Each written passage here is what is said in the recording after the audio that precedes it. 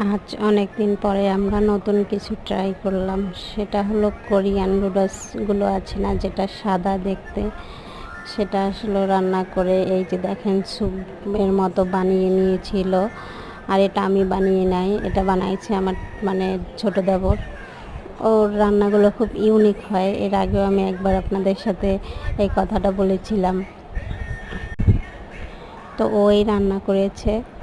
তো দেখেন, আগে স্যুপ একটা বানিয়ে নিয়েছে, তারপরে এই যে সাদা লুডুসটা এটা সবগুলোর ভিতর দিয়ে দিতেছে। আর সাথে ছিল টক, তেঁতুলের টক এবং পেঁয়াজ বেস্তা করে রেখেছিল সেটা।